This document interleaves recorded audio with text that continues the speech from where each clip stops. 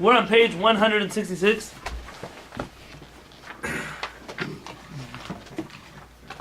Hamaspik lo Hashem, says Rabbeinu Avraham ben Rambam. Ach, regardless of whatever he said until now. Nimnata l'chad mishnei sugim. You can't avoid being one of two categories. Balei datiyut pnimit, someone who is observant in the inward dimension. Or balei datiyut chitzonit, or somebody who's observant only externally. If you're one of those people who's only externally religious, only on the outside, how do you have the audacity to be so arrogant because of it? How could you be conceited due to religion if your religion is lacking?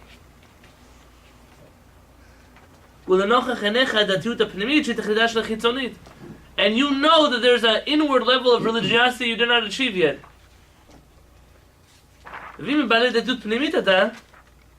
And if you're one of those people who is internally truly religious,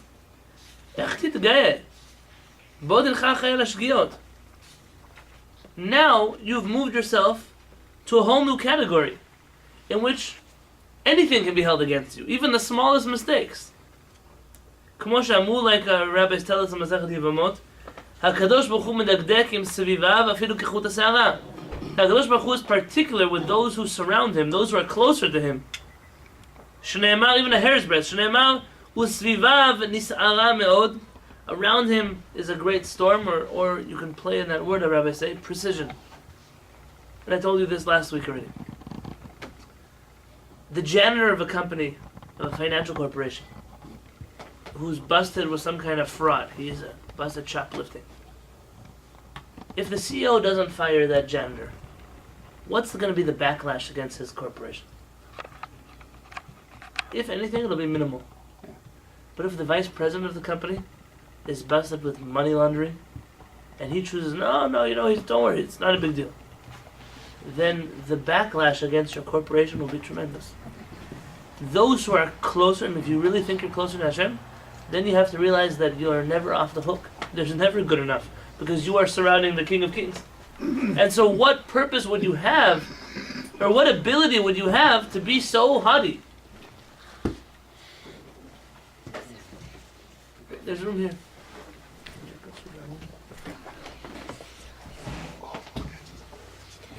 Page 168.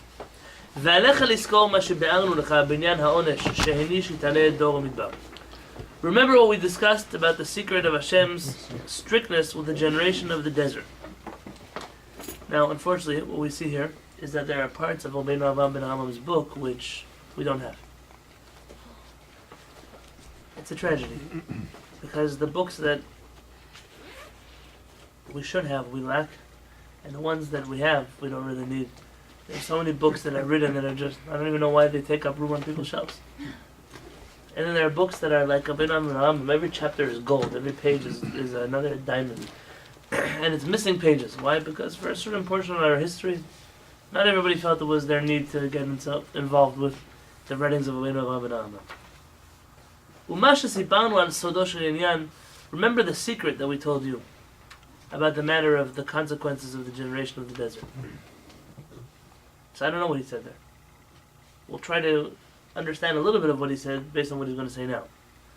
רק העף נא עיניך והתבונן במה שננו. Rather, just think for a moment about a matter that we, who's we? אתה הלומד, you my student, says Rabbeinu Avraham. אתה הלומד ממני, you who's studying for me, ואני המלמדך, and I, the one who's teaching you. קטנים מדעתו, אף מהלתו לשוננו. We are too insignificant to grasp or discuss what exactly happens in the desert. Why Hashem is so particular about the Jews in the desert. He says, not just you don't understand, he says, I also don't understand. You know what humility is? Humility is not always having to be right.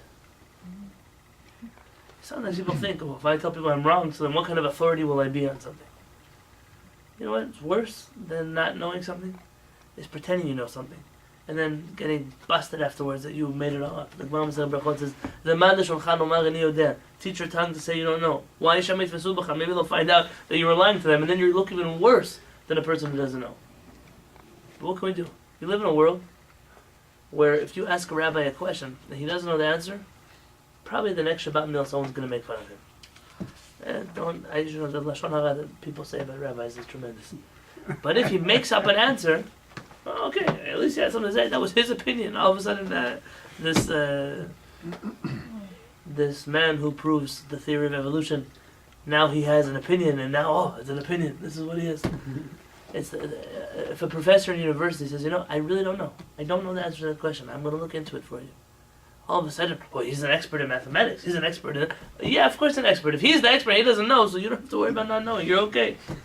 But we live in a world where it's the opposite is true. Honesty is not appreciated. I told you before, I had a rabbi who used to write in your test a fake answer, like you want to guess, you would get the whole question wrong. But if you would say, I don't know the answer to the question, you would write that in your test, he would give you half the points. So if every question is worth 10 points, you get 5 points for answering, I don't know. Because that is a true answer. The lesson of truth should be more important than knowing everything. Who commanded us to know everything? I remember when one guy once told my parents, Rabbi, I want to finish the whole Talmud. He said, yeah, and what? Then what? I said, what do you mean? I want to know the whole Talmud. He said, where were you commanded to know the whole Talmud? Where does it say you have to finish the whole Shas? Everyone has to go, I want to finish it. Who's commanded? He said, you're commanded to believe in HaKadosh Baruch Hu and to have awe of HaKadosh Baruch Hu and to follow in HaKadosh Baruch Hu's mitzvot. Does finishing the Talmud bring you to any of those 3 points? Is that the best use of your time? It's as if you think it is, then do it. But if you think it's just covering ground, like you're going to get a trophy at the end, look how many pages of Torah I learned. So what's the purpose? For what? You don't have a commandment to know everything. You quote it on Shabbat. You are not commanded. You are not commanded to finish everything. But you are not free to exempt yourself from trying. You have to take on everything. If you don't reach that goal, that's fine. Nobody's going to hold it against you. What will be held against you is that you didn't try. But if you try and you weren't successful, that is a success. We, Jews, always use a non-Jewish definition of success. What do you mean non-Jewish? I don't know that it's non-Jewish, but it's a Western definition of success. There's nothing farther from our faith than the Western culture. I'm not here an imam preaching against the West. The West, Baruch Hashem, gave a lot of freedom to the world. But it's not our home culture. It's not where not where we come from. It's not where our Torah was given. It's not where our rabbis wrote our books. What is success? You take a test, you get 100%, successful. You take a test, you get beneath, I don't know, whatever they decide is what's a failing mark nowadays? 70, 60? 69 below. 69 and below? 69 and below, it's a failing grade. 69 and below. That means you know almost 70% of everything. That's a lot. Yeah, fair enough. That's a lot. Why is that a failing mark? Who decided? Teacher. If you're a doctor and you get a 98%, and in that surgery that's from the 2% you didn't know, and you kill somebody, chas v'shalom. Oh, but he is a successful doctor. That's why he has malpractice insurance. I mean, if you're going to determine success by a very high mark, it should be 100%. It should be an all or nothing. It shouldn't be any... What's the difference in the one who knows 69% and the one who knows 71%? How do you figure that out? We ask questions on this system. Your kids come home with their report cards and it bothers you. How did you get a B minus? What is a B minus? That means that your kid in high school, which are the most distractive years of any person's life, but nobody wants to focus on school. I'm telling you the truth. Your kid is pulling off B's in school, give him a reward. Take him out for dinner. I don't know, do whatever it is that makes them happy. Your kid is a success story. Oh, so the one who doesn't have a life, who's getting an A+ and everything? Either for 2 reasons. One, because Hashem gave him a special gift. You know many people like this. They don't work hard. That's why they get to... The people that Mamash, Hashem gave them a blessing. That they know. They receive information. And there are some people who, they work, but all the other things they should be doing in their life, a person has to pray. They don't come to prayers. Why? Because they're too busy studying for their test. A person has to come to Bekez on Shabbat. They don't come to Bekez on Shabbat. Why? They're too busy studying for... So they got 100 on their test. What do they give up for that 100 on their test?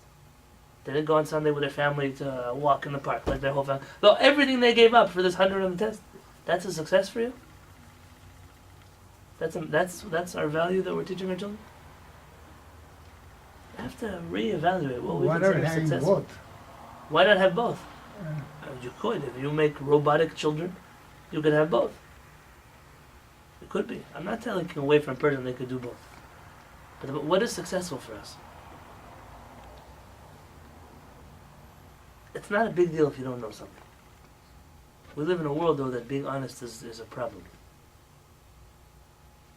What happens if a person does an avera and they get cut?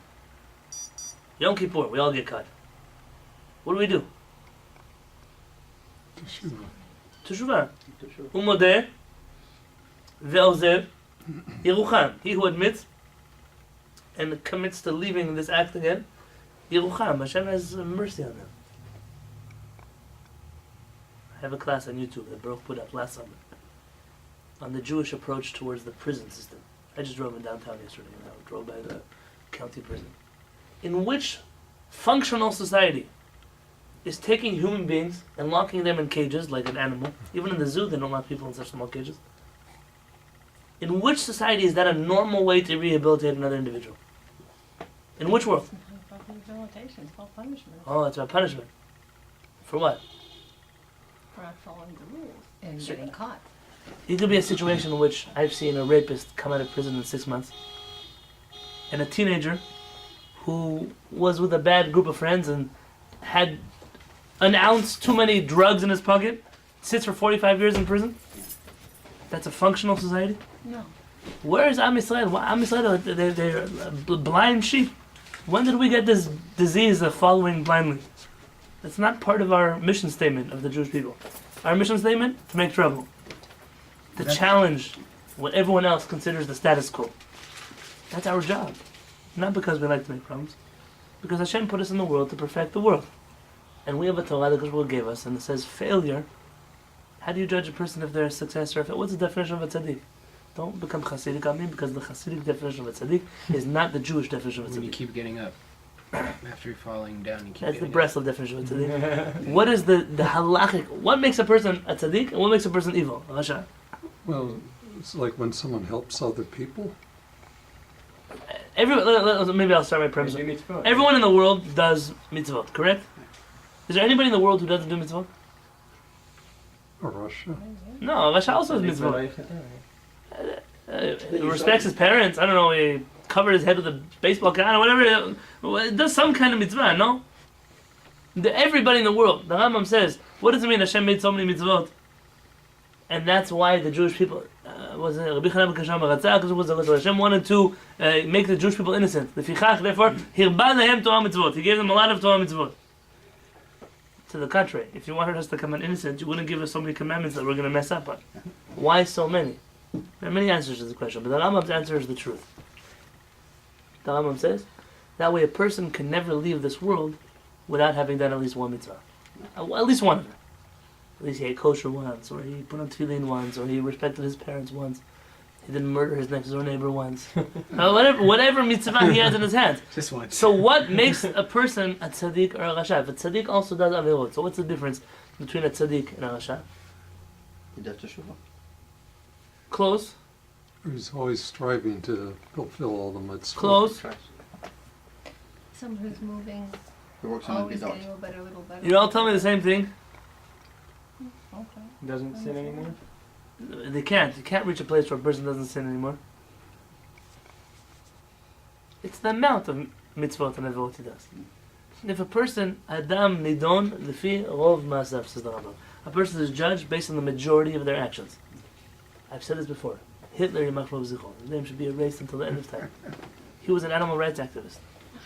Yeah. Normally, being an animal rights activist is a complementary thing to your good character and integrity. But not when you're a mass murderer of a million people. Millions of people. Not when you're the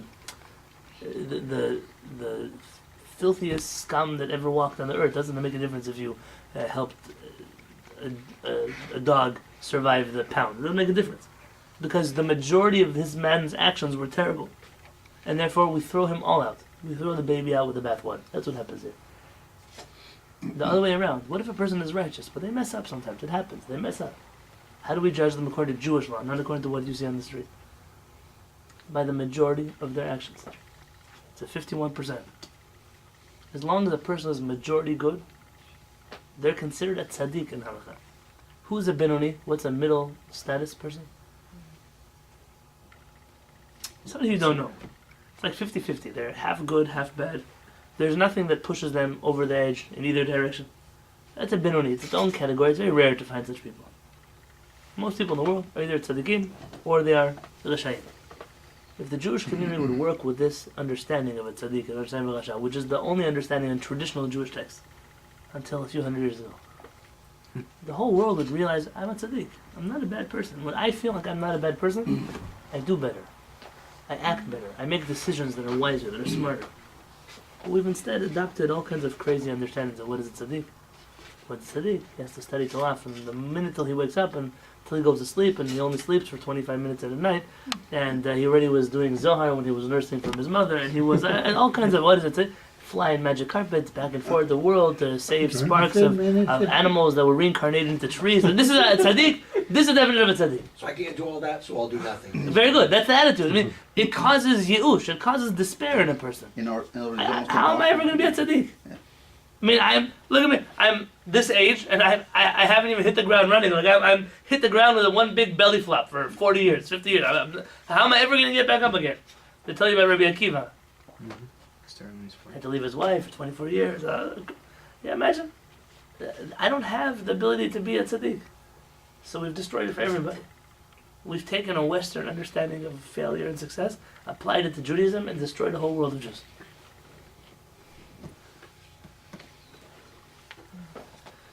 והוא ההון השני שהשם מתעלה את משה ואהרון ואמרו עליהם יענו האמנתם בי להקדישני ודי בזאת. This part is not significant to what I want to say.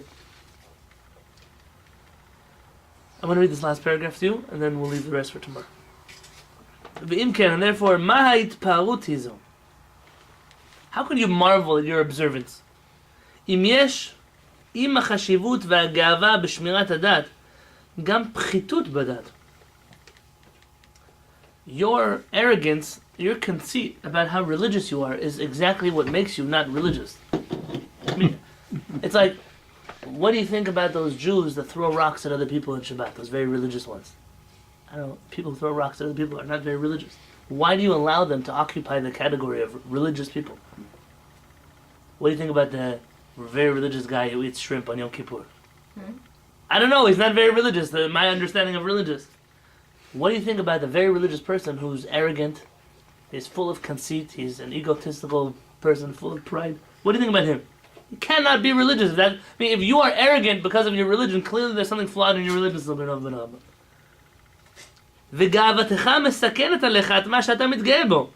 Your arrogance is putting your source of arrogance in jeopardy. Your pride is causing what you are proud of, your religious observance, to be in jeopardy. Don't you understand, says Rabbi Yonatan, that that's a disaster already happening? And this is why we study the book of Rabbi Yonatan ben Rambam, because there's no other Chacham in the world who could ever write something like this. My dad, the Rambam, said. Listen carefully.